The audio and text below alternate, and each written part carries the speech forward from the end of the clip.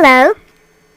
I know I'm late getting the news, but I know there's a belief out there by all those Duck Dynasty types that they are only as homophobic as Jesus was. So I wanted to share with you this little tidbit I found.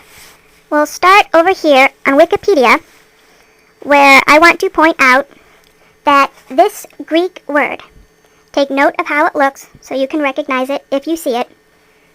This Greek word was a slang term for the young male lover of an older man. And when I say young male lover, I mean, say, a teenager, late teens, perhaps early 20s, to the older male who would have been in his 30s. This happened in ancient Greece and Rome, where the life expectancy was not very long. Your average male lived to, early 40s? Early to mid 40s? Maybe 50 if he was really lucky and rich. So this word was used as a slang term for one member of a male romantic couple. Why is this important? I have a copy of the New Testament in the original Greek.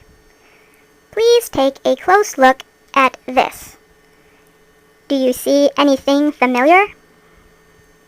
This is the Gospel of Matthew's account of the centurion who came to Jesus to ask Jesus to heal the centurion's slave. It is translated as things like manservant, servant, or slave. Yet the term used in the original Greek would refer to a man's young male lover.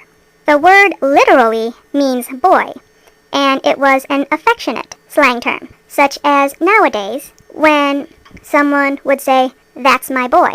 Slang has been around for as long as human language, and every language has its own terms. So Jesus may well have knowingly healed the young male lover of an older man. And what's more, when the centurion said he was not worthy to have Jesus in his house, Jesus praised the centurion for his faith. I think this is very important to pass around to anyone who wishes to say Jesus was homophobic, because we don't have any proof of that. This situation in Matthew, is the closest we have to Jesus saying anything about homosexuality. When the centurion asked Jesus to heal his servant, Jesus did not say that the servant's sickness was God's judgment. Jesus simply said, "I will come and heal him." I also have the Kingdom Interlinear translation, so you can see how the sentence is structured. In their interlinear, they use the literal translation, but you can see when they put it in their own words next to the Greek, they use the word manservant. They know this word did not refer to a child. They know. They just don't want to admit it, and neither does anyone else. Here in the interlinear, it is also easier to see that this word is only used to describe the centurion's manservant. When the centurion talks about his other slaves, he uses a different word. So the centurion is not referring to an ordinary slave. He might not be referring to a slave at all. Please spread this along to anyone you think might need a little bit of encouragement, any young Christians who are also gay, and are struggling with what they have been taught all their life. I know how that feels. I will try to get this to Hannah Hart's attention. I identified with her coming out video.